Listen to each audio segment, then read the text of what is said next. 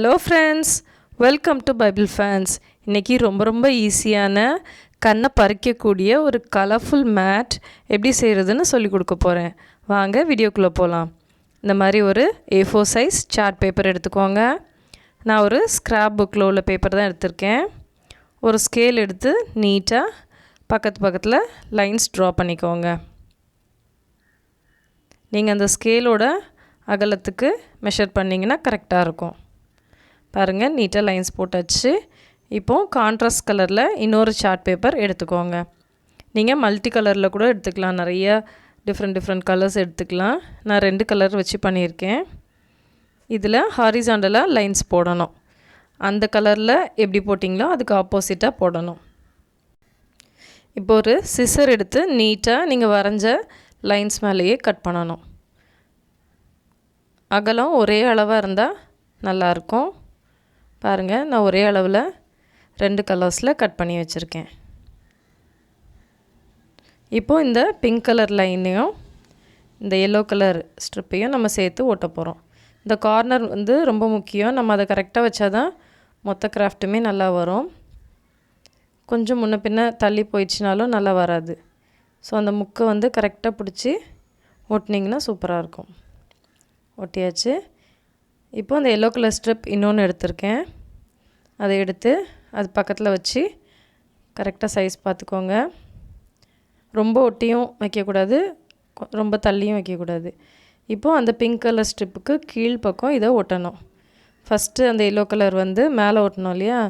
இப்போ இந்த 2வது எல்லோ ஸ்ட்ரிப்பை பாருங்கள், நான் எப்படி ஒட்டுறேன் பாருங்கள். அதனால் பின்பக்கம், அதாவது கீழ்ப்பக்கம் ஒட்ட போகிறோம். கை வச்சு அது காயறதுக்குள்ளே கரெக்டாக அட்ஜஸ்ட் பண்ணிக்கோங்க. ஓகே, இப்போ இந்த 3rd ஸ்ட்ரிப் எடுத்து அந்த பிங்க் கலர் ஷீட்க்கு மேலே ஓட்ட போகிறோம். அதாவது ஒன்று மேலே ஒன்று கீழே ஓட்டணும், அவ்வளோதான். இப்போ இதை மேலே ஒட்டியாச்சு.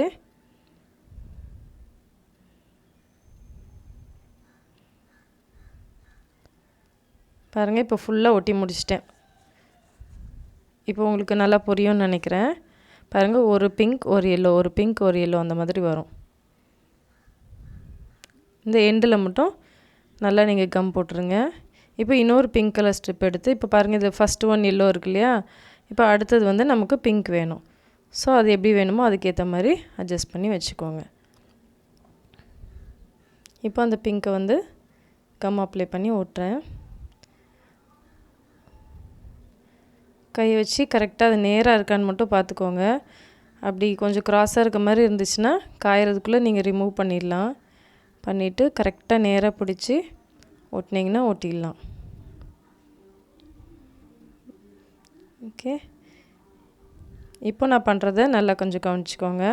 இந்த கையை வச்சு அந்த கம் பிரிஞ்சிடாமல் அதில் ஒரு கை விரல் வச்சுக்கோங்க. இப்போ அடுத்து கீழே இருக்க ஸ்ட்ரிப்பை ஒன்று மேலே ஒன்று கீழே நம்ம கூட பின்னுவோம் இல்லையா, அந்த மாதிரி பின்ன போகிறோம். பாருங்கள், நான் எப்படி பண்ணுறேன் பாருங்கள். சூப்பர். இப்போ இந்த எண்டில் மட்டும் கம் அப்ளை பண்ணால் போதும், நடுவில்லாம் அப்ளை பண்ண வேண்டாம். கொஞ்சம் லூஸாக இருந்ததுன்னா லைட்டாக இழுத்து விட்டிங்கன்னா கரெக்டாகிடும். ஓகே, ஒட்டியாச்சு. இப்போ அடுத்து இன்னொரு பிங்க் கலர் ஸ்ட்ரிப் எடுத்து இப்போ கீழ்ப்பக்கம் வைக்கணும். பார்த்திங்களா, ஒன்று எல்லோ ஒன்று பிங்க் அந்த மாதிரி வரும். இப்போ இதில் எல்லோ மேலே வரணும், அதனால் பிங்க்கை நான் கீழே வைக்கிறேன். ஓகே,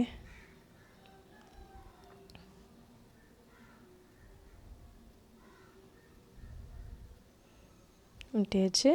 இப்போ மறுபடியும் அதே ப்ராசஸ் தான். பாருங்கள், நான் எப்படி பண்ணுறேன்னு பாருங்கள்.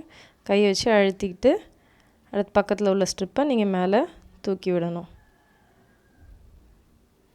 முடிச்சாச்சு. இப்போ இந்த எண்டில் கம் போட்டு ஒட்டிடுங்க.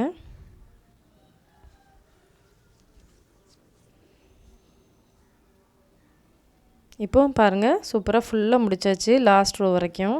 இப்போ இந்த லாஸ்ட் ரோவில் ஃபுல்லாக ஒவ்வொரு ஷீட்டுக்கும் நீங்கள் கம் அப்ளை பண்ணணும்.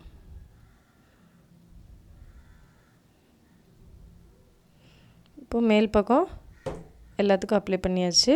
பின்பக்கம் திருப்பி மறுபடியும் கம் போட்டு ஒட்டிடுங்க. ஃபுல்லாக ஒட்டியாச்சு. இப்போ இந்த சைடில் கொஞ்சம் எக்ஸ்ட்ரா பீசஸ் இருக்கு இல்லையா, அது நீங்கள் முதலே கட் பண்ணிங்கன்னா சரியாக வராது. ஸோ லாஸ்ட்டில் எக்ஸ்ட்ரா இருக்கிறத கட் பண்ணி விட்டுருங்க, கரெக்டாக இருக்கும்.